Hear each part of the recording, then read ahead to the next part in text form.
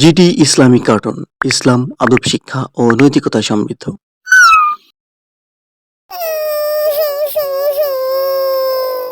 Ruqayya, why are you crying? Ruqayya, what happened to you? Sister, I have lost my Minu. I can't find it. I have been looking for it for a long time. I cannot find it. Where has the Minu gone? Oh, this is the reason you are crying, Ruqayya. I won't listen. So what should I do? My Minu has been lost and I can't live without her. Bismillahirrahmanirrahim. La ilaha illa anta subhanaka inni kuntu minaz zalimin. My Minu is lost. And what are you saying?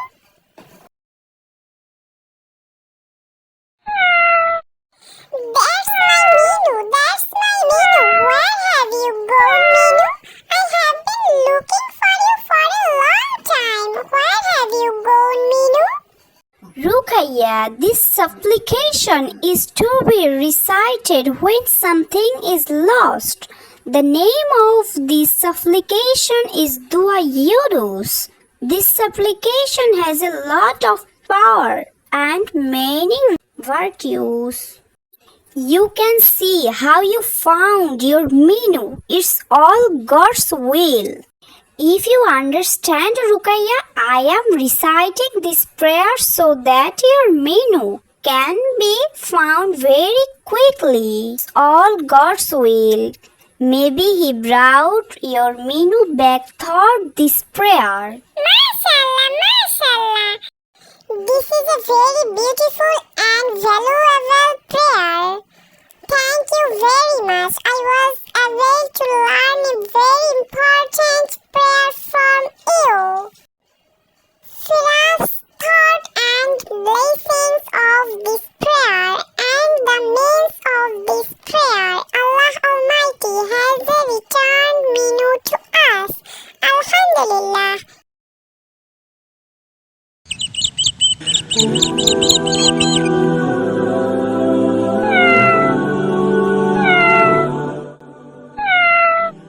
আরে ফারিয়া আপু যে, কেমন আছো তুমি?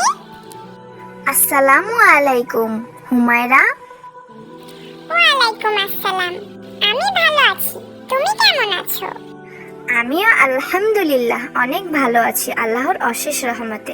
তার আগে তুমি আমাকে বলো তো, তুমি কি আমার উপর শান্তি ও রহমত বর্ষিত হোক তা চাও না? এ আবার কেমন কথা বলছো তুমি আপু?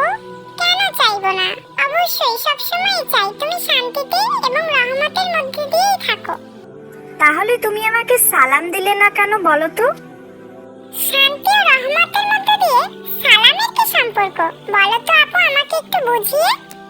হায় আল্লাহ, হুমায়রা তুমি কি জানো না সালামের মর্তবা কত বড় এবং কত সুন্দর এর অর্থ? আসসালামু আলাইকুম এর অর্থ আপনার উপর আল্লাহর শান্তি, রহমত ও বরকত বর্ষিত হোক, এবং ওয়ালাইকুম আসসালাম এর অর্থটাও ঠিক একই, আপনার উপরও আল্লাহর শান্তি, রহমত ও বরকত বর্ষিত হোক। তাহলে তুমি জেনে বুঝেও কেন এমনটা করলে? আমাকে তুমি ক্ষমা করে দাও আপু, এরপর থেকে আর এমন ভুল হবে না। আমি আসলে এমনটা জানতাম ঠিকই, কিন্তু আমার আসলে বলা হয়ে উঠতো না। আজকের পর থেকে আমি সবসময় এই আমলটি পালন করব। তোমাকে অনেক অনেক ধন্যবাদ আপু, আমাকে এত সুন্দর করে বুঝিয়ে বলার জন্য।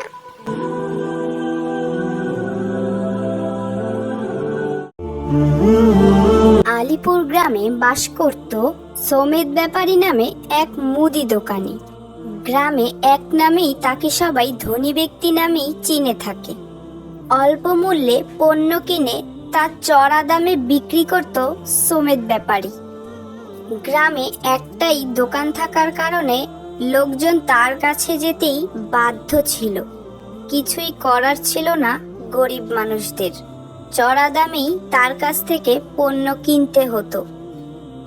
বাবা, আমাকে 1 কেজি চাল দিবে? দিমু না কেন, টাকা দিলে অবশ্যই দিমু। 100 টাকা দাও, 1 কেজি চাল অহনি দিতাছি। কি বলো বাবা, 1 কেজি চালের দাম 100 টাকা? এত টাকা আমি কই থেকে দিমু? 1 কেজি চাল তো মাত্র 50 টাকা। আমি এই গ্রামে নতুন বাবা, আমি অনেক গরিব মানুষ। দাও না আমাকে 1 কেজি চাল 50 টাকায়। আরে না না, কি কও? তোমার মাথাটা তো ঠিক আছে নাকি? 1 কেজি চাইলে আমি 50 টাকায় বিক্রি করলে আমার লাভ থাকবো নি? দূর হও তো এখান থেকে, আমার সামনে থেকে যাও তো।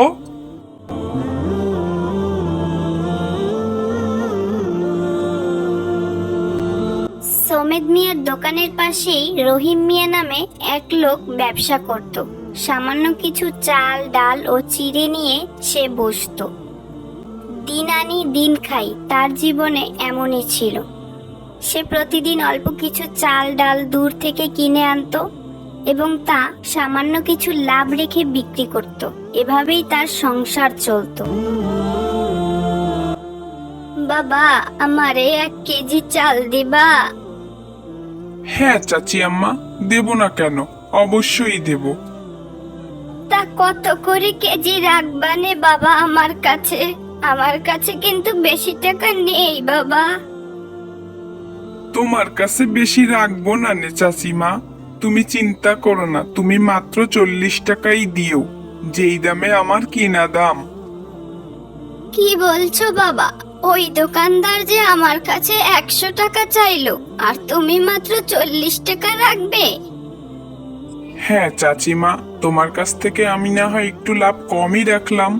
সবসময় যে বেশি লাভ রাখতে হবে এমন কোনো কথা নেই। মাঝে মাঝে অল্প কিছু লাভের মধ্যে অনেক স্বস্তি শান্তি খুঁজে পাওয়া যায়। তুমি আমার জন্য শুধু একটু দোয়া করবে, তাহলেই আমার হবে। মহান আল্লাহ তাআলা ব্যবসাকে হালাল করেছেন, আমি কেন মানুষকে ঠকিয়ে এত টাকা বেশি নেব বলো তো? আসসালামু আলাইকুম। রাইসা, তোমরা এখানে কি করছো?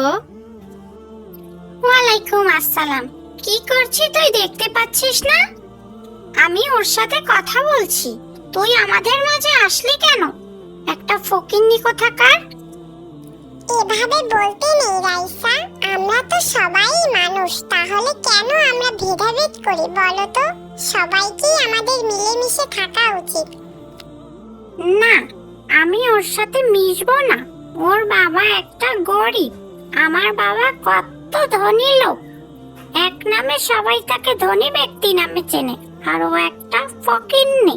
ওর সাথে আমি মিশবো না, তুমি মিশলে মিশো। থাকো রাইসা আর ইয়ামিন, আমি চলে যাচ্ছি। তুমি কিছু মনে করো না হুমায়রা, ওর হয়ে আমি তোমার কাছে ক্ষমা চাইছি। না না, তুমি কেন ক্ষমা চাইবে? দোষ তো আমারই। আসলেই আমার বাবা তো গরিব, আমিও গরিব।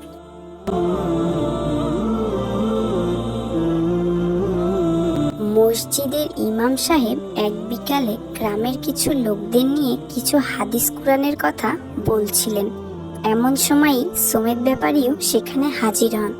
শোনো আল্লাহর বান্দারা, তোমরা সবসময় সৎ পথে থাকার চেষ্টা করবে, যাতে করে আল্লাহ তোমাদেরকে জান্নাত দান করেন।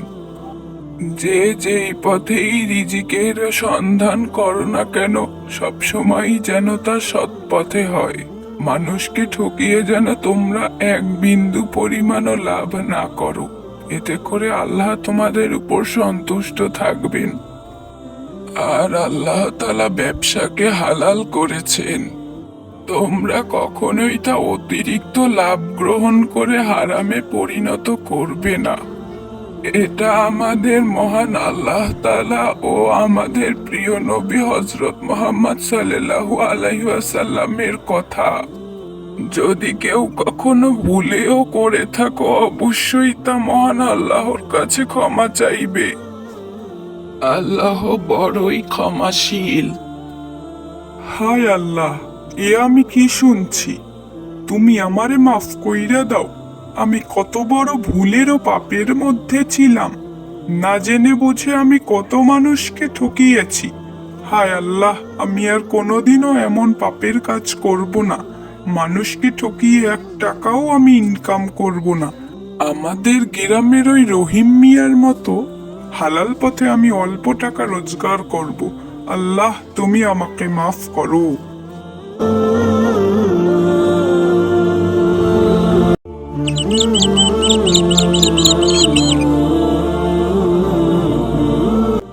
আজ 3 দিন হয়ে যাচ্ছে ঘরে কোনো খাবার নেই। সেই কোন রাতে ঝড়ের মধ্যে আমার ছেলেটা গেল মরে। আজ আমি বৃদ্ধ বয়সে, কি কষ্ট আমার। ছেলেটা আজ বেঁচে থাকলে এমন মানুষের দরজায় দরজায় ঘুরতে হতো না। বৃদ্ধ বয়স দেখে কেউ কাজও দিতে চায় না আমায়। বাহিরে বের হয়ে দেখি যদি কেউ কোনো খাবার দিয়ে সাহায্য করে আমায়। আসসালামু আলাইকুম রাইসা, কেমন আছো তুমি? ওয়ালাইকুম আসসালাম হুমায়রা, আলহামদুলিল্লাহ আমি ভালো আছি। তুমি কেমন আছো? আমিও আলহামদুলিল্লাহ ভালো আছি রাইসা। এখানে দাঁড়িয়ে কি করছো তুমি? তুমি তো জানোই হুমায়রা, আমার বাবা একজন মস্ত বড় ধনী ব্যবসায়ী। 1 কাপড় বেশি দিন পরা আমার বাবা পছন্দ করেন না, তাই একটু মার্কেটে যাচ্ছি। তা তুমি কোথায় যাচ্ছ হুমায়রা? এই তো বিকালবেলা একটু ঘুরতে বের হয়েছি মাত্র, এছাড়া কিছুই নয়। আর আমার বাবা আমাকে কিছু টাকা দিয়েছে, যদি আমার খেতে কিছু মনে চায় তাহলে খেতে বলেছে। বাচ্চারা, আমাকে কিছু খেতে দেবে তোমরা? আমি 3 দিন না খেয়ে আছি, আমাকে একটু কিছু খেতে দাও, তোমাদের জন্য অনেক দোয়া করব। আরে না না, যাও যাও তো, এসব তোমাদের ধান্দা আমি বুঝি না। বুঝেছো হুমায়রা, এখন এগুলা এদের ব্যবসা হয়ে গিয়েছে। হতে পারে সে সত্যিই খুবই ক্ষুধার্ত। তুমি এক্ষুনি আল্লাহর কাছে ক্ষমা চাও, কারণ তাদের ব্যবসা হোক যাই হোক না কেন আমাদের তা দেখার বিষয় না। আল্লাহ বলেছেন যদি কেউ বিপদে পড়ে তোমরা তাকে সাহায্য করো। তুমি সাহায্য না করতে পারলে করবে না, কিন্তু তাকে এভাবে বাজে গালমন্দ করতে পারো না, এটা খুবই খারাপ। এই সব টাকা নেওয়ার ধান্দা, তুমি কি বুঝছো না হুমায়রা? আর তোমার যদি দিতে মন চায় তুমিই দাও, আমি এগুলো দেব না বাবা, আমার টাকার দাম আছে। হ্যাঁ রাইসা, তুমি ঠিকই বলেছো, তোমার টাকার দাম আছে, কিন্তু আমার টাকার দাম নেই। তুমি রেস্টুরেন্টে গিয়ে হাজার হাজার টাকার বিল দিয়ে আসতে পারবে, শত শত টাকার টিপস দিয়ে আসতে পারবে, কিন্তু এই অসহায় মানুষটিকে তুমি 10-20টি টাকা দিয়ে সাহায্য করতে পারবে না। সত্যি তোমার টাকার দাম আছে। এই বৃদ্ধ বয়সী মানুষটি বিপদে না পড়লে হয়তো কখনোই কারো কাছে গিয়ে হাত পাততো না। মহান আল্লাহ তাআলা কখন কাকে কোন অবস্থায় দাঁড় করায় তা কেউই জানে না রাইসা। আমাদের উচিত সবসময় অসহায়দের পাশে দাঁড়ানো, মানবতার কাজ করা, তবে তা কখনোই মানুষকে দেখিয়ে নয়, অবশ্যই আল্লাহ সন্তুষ্টির জন্য। তুমি আমাকে মাফ করে দাও হুমায়রা, আজ তুমি আমার চোখ খুলে দিয়েছো, তোমাকে অনেক অনেক ধন্যবাদ। দাদিমা, তুমিও আমাকে মাফ করে দাও। এই নাও, আমি তোমাকে কিছু টাকা দিচ্ছি, তুমি এ দিয়ে কিছু খেয়ে নিও। তোমাকে অনেক অনেক ধন্যবাদ রাইসা, তুমি এত দ্রুত বোঝার জন্য। তোমাকে অনেক দিন ধরেই আমি এ নিয়ে কিছু বলবো ভাবছিলাম, তবে একটা সুযোগে বলা হয়েই গিয়েছে। যাক, তুমি যে তোমার নিজের ভুল বুঝতে পেরেছো, এই অনেক। আর দাদিমা, এই নাও, তোমাকে আমিও কিছু টাকা দিচ্ছি, তুমি এ দিয়ে কিছু খেয়ে নিও। আর আমাদের জন্য অবশ্যই দোয়া করবে। অবশ্যই দোয়া করব বাবা, অবশ্যই দোয়া করব। তোমাদের ঋণ আমি কখনোই শোধ করতে পারবো না। আল্লাহ তোমাদের ভালো করুন, আল্লাহ তোমাদের ভালো করুন।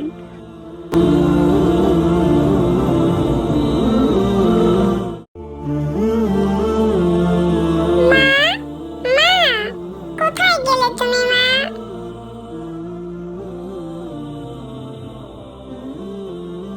আসসালামু আলাইকুম মা, কি করছো? ওয়ালাইকুম আসসালাম ইয়ামিন, তেমন কিছুই নয়, একটু রান্না করছিলাম। তা তুমি কি বলতে এসেছো তাই বলো তো। আসলে মা, তুমি তো জানোই আর একদিন পরেই তো পহেলা বৈশাখ, নববর্ষ। সবাই নতুন নতুন জামা কাপড় কিনছে, ট্যাটু করছে, কত মজা করছে। আমাকে কি একটু নতুন জামা কিনে দিবে না মা? সবাই র্যালিতে যাবে, আমিও কিন্তু র্যালিতে যাব। তুমি বাবাকে বলে দিও। আস্তাগফিরুল্লাহ, কি বলছো তুমি এগুলো ইয়ামিন? আমি ঠিকই বলছি মা, আমি কিছুই শুনতে চাই না। আমাকে নতুন জামা কিনে দিতেই হবে, দিতেই হবে। আর পহেলা বৈশাখে আমাকে র্যালিতে নিয়ে যেতে হবে। সবাই কত কত মজা করে, আমিও মজা করব।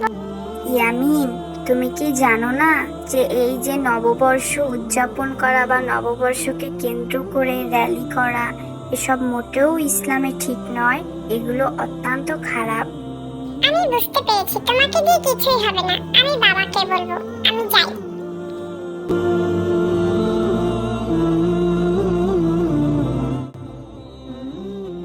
আসসালামু আলাইকুম আমার ছোট্ট বাবা। কি হয়েছে, মন খারাপ কেন তোমার বাবা? বলো আমাকে। দেখো না বাবা, আমি মাকে কতবার বলছি যে আর দুদিন বাদেই তো পহেলা বৈশাখ, আমাকে নতুন জামা কিনে দাও। বাবাকে বলো আমাকে র্যালিতে নিয়ে যায় যেন। মা বুঝতেই চাইছে না, কি সব বলছে। ও, এই জন্য আমার বাবার মন খারাপ। মন খারাপ কেনই বা হবে না বলো তো বাবা? আমার ক্লাসের সবাই নতুন নতুন পহেলা বৈশাখ উপলক্ষে জামা জুতো কিনেছে, তারা র্যালিতে যাবে, কত সব তাদের প্রোগ্রাম। কিন্তু আমি কিছুই তাদের বলতে পারি না।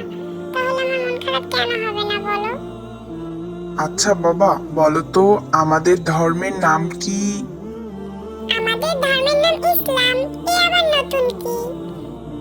আচ্ছা, আমাদের ধর্ম যেহেতু ইসলাম, সেহেতু আমাদের ধর্মে যেসব জায়েজ এবং যেসব সম্পর্কে নিষেধ করা হয়েছে, সেই সব কাজ করলে আমাদের কোথায় যেতে হবে বলো তো? কোথায় আবার? জাহান্নামে। ভালো কাজ করলে জান্নাতে যেতে হবে, আর খারাপ কাজ করলে জাহান্নামে যেতে হবে।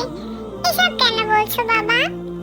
আচ্ছা শোনো তবে, আমাদের আল্লাহ তাআলা আমাদের যেসব কাজকর্ম করতে নিষেধ করেছেন, যা আমাদের জন্য জায়েজ নয়, ক্ষতিকর, সেগুলো যদি আমরা করি তাহলে আল্লাহ তাআলা তো অবশ্যই আমাদের গুনাহ লিখবেন। আর গুনাহ লিখলে আমাদের কোথায় যেতে হবে? জাহান্নামে, সেটা তো তুমি জানোই। আর ভালো ভালো কাজ করলে কোথায় যেতে হবে? জান্নাতে, সেটাও তুমি জানো। আচ্ছা, তবে যেসব কাজ করতে নিষেধ করেছেন সেসব কাজ কি আমাদের করা যাবে বলো তো? কখনোই নয়, কারণ আমরা সবাই তো জান্নাতে যেতে চাই। আমাদের ইসলাম ধর্মে নববর্ষ উদযাপন করাকে খুব কঠোরভাবে নিষেধ করা হয়েছে। পবিত্র কোরআনে বলা হয়েছে, তোমরা হারামকে হালাল করো না আর হালালকে হারাম করো না। তাহলে বাবা, সবাই যে বলে ধর্ম যার যার আর উৎসব সবার। মুসলমানদের ঈমান নষ্ট করার জন্য কিছু ব্যক্তিরা এইসব যুক্তি দেখায়, যেগুলো মোটেই ঠিক নয়। ধর্ম যার, উৎসবও তার বাবা। আমাদের পবিত্র কোরআনে যেসব হালাল করেছেন সেসব আমরা অবশ্যই পালন করবো, আর যেসব হারাম করেছেন সেসব আমরা অবশ্যই এড়িয়ে চলবো। তা না হলে তো আমরা জান্নাত পাবো না বাবা। এই দুনিয়া তো ক্ষণিকের, আমাদের আমলের উপরই নির্ভর করবে আমাদের জান্নাত এবং জাহান্নাম। তুমি কি চাও, জান্নাত চাও নাকি জাহান্নাম চাও? অবশ্যই জান্নাত চাই বাবা। আমার ভুল হয়ে গিয়েছে, তুমি আমাকে মাফ করে দাও। আমি আর কখনো এমন বায়না ধরবো না যেগুলো আমাদের ইসলাম ধর্মে হারাম করা হয়েছে।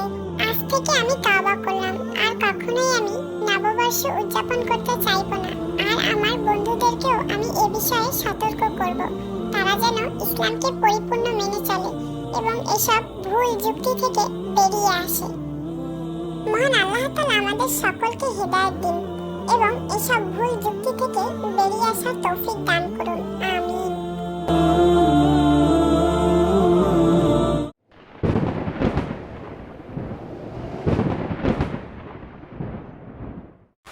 হায় আল্লাহ, বাহিরে যে বৃষ্টি শুরু হয়ে গেল। আমার যে এখন খুব ভয় লাগছে। আপু যে কখন আসবে? আজ বাবা মা কেউ বেঁচে নেই বলে আমার আপুকে রিজিকের খোঁজে বাহিরে বের হতে হয়।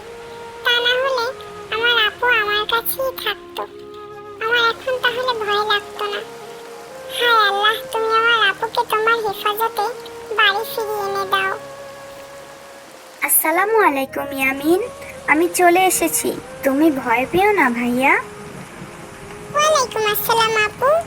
হ্যাঁ আপু, আমি খুব ভয় পেয়েছিলাম। আমি আল্লাহর কাছে দোয়া করতেছিলাম যে তোমাকে যেন আল্লাহ হেফাজতে খুব দ্রুত বাড়ি ফিরিয়ে এনে দেয়। আর আমি বৃষ্টিতেও খুব ভয় পেয়েছিলাম। আল্লাহ রহম করেছেন, আলহামদুলিল্লাহ। হ্যাঁ ইয়ামিন, আলহামদুলিল্লাহ, আল্লাহর অশেষ রহমতে আমি আল্লাহর হেফাজতেই বাড়ি ফিরে এসেছি। তুমি কি খাবার খেয়েছো দুপুরে? না আপু, আমি এখনো খাবার খাইনি। আমি তোমার জন্য অপেক্ষা করছিলাম যে তুমি কখন আসবে আর তোমার সাথে বসে একসাথে খাবো। কেন ইয়ামিন, আমি তো তোমাকে বলেছিলাম যে আমার আসতে দেরি হলে তুমি সবসময় খেয়ে নিবে। ইয়া আল্লাহ, কি হচ্ছে? লা হাওলা ওয়ালা কুওয়াতা ইল্লা বিল্লাহ। আমি তো ভয় পেয়ে গিয়েছিলাম আপু। আর তুমি এটা কি দোয়া পাঠ করলে?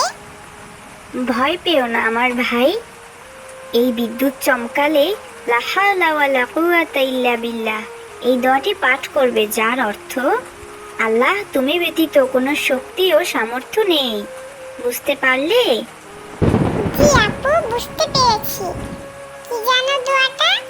লা হাও লা লা বলো, লা হাওলা লা হাওলা ওয়ালা কুওয়াতা ওয়ালা কুওয়াতা ইল্লা বিল্লাহ। ইল্লা বিল্লাহ। এই তো পেরে গিয়েছি আপু। লা হাওলা ওয়ালা কুওয়াতা ইল্লা বিল্লাহ, যার অর্থ হে আল্লাহ তুমি ব্যতীত কোনো শক্তি ও সামর্থ্য নেই।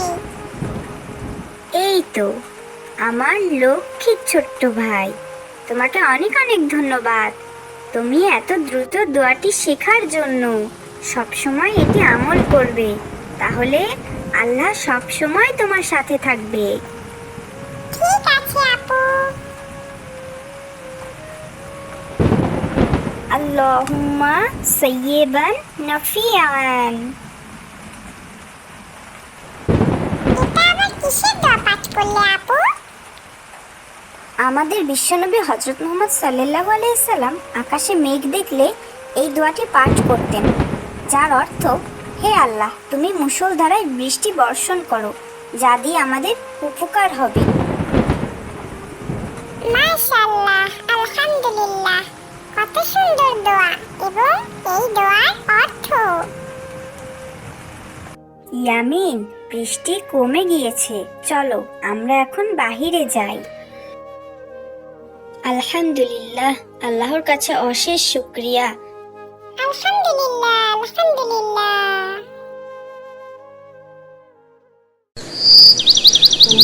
দেখো বুশরা, ওই যে নূর যাচ্ছে না? হ্যাঁ আয়েশা, চলো আমরা তাকে ডাক দেই। নূর, নূর।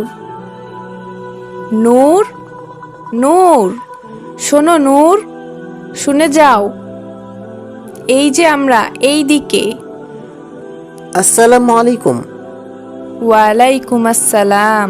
কি হয়েছে নূর? আমরা তোমাকে এত ডাকার পরও কেন তুমি সাড়া দাওনি? আমরা তো একসাথে যাব। মনে হয় আজকে নূরের সূরা ফাতিহা পড়া মুখস্থ হয়নি। আজকে আমি সূরা ভালোভাবে মুখস্থ করেছি। তোমাদের সাথে কথা বললে আমি ভুলে যেতে পারি। তাই আমাদের সাথে কথা বলছো না? তাহলে শোনাও তো সূরা ফাতিহা। ঠিক আছে। বিসমিল্লাহির রহমানির রহিম। আলহামদুলিল্লাহি রাব্বিল আলামিন। আর রহমানির রহিম।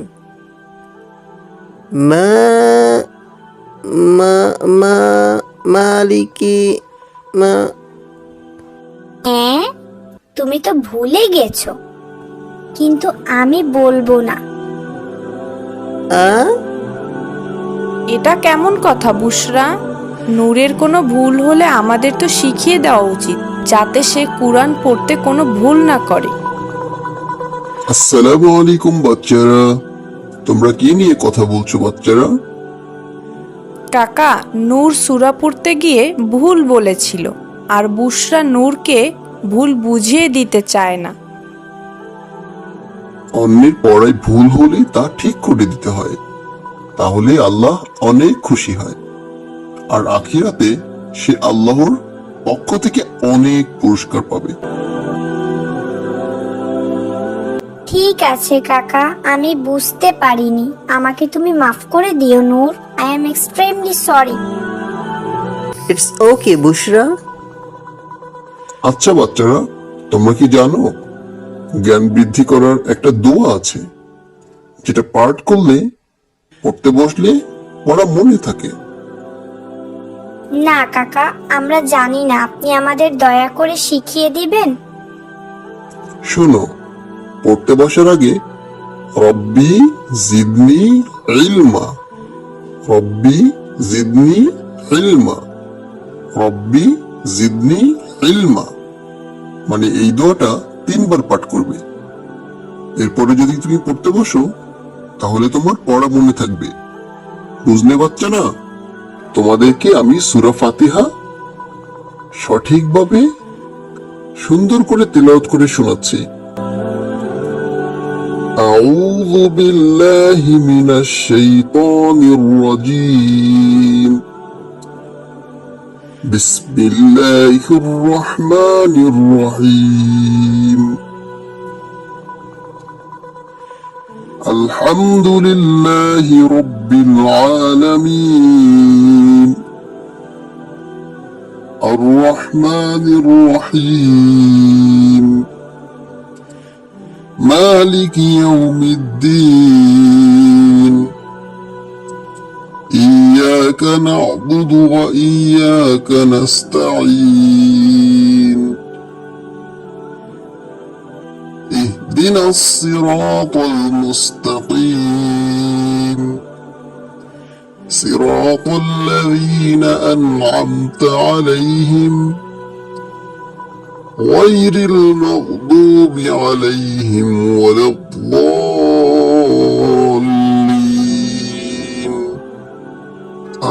آمين। জি কাকা। অবশ্যই এখন থেকে আমরা এই দোয়া পাঠ করে পড়তে বসবো। আপনাকে অনেক অনেক ধন্যবাদ। আসসালামু আলাইকুম আপু, কেমন আছো তুমি? ওয়ালাইকুম আসসালাম ইয়ামিন, শুভ সকাল। আলহামদুলিল্লাহ, আমি ভালো আছি, তুমি কেমন আছো? আলহামদুলিল্লাহ, আমিও ভালো আছি আপু। তো সকাল সকাল এদিকে কোথায় যাওয়া হচ্ছে ইয়ামিন? এই তো ব্রেকফাস্ট করতে মা ডাকছে, তাই যাচ্ছি। ঠিক আছে, চলো একসাথেই যাই। ইয়ামিন, তুমি যে খাবার খাওয়ার জন্য হাত না ধুয়েই প্রস্তুত, এটা কি ঠিক?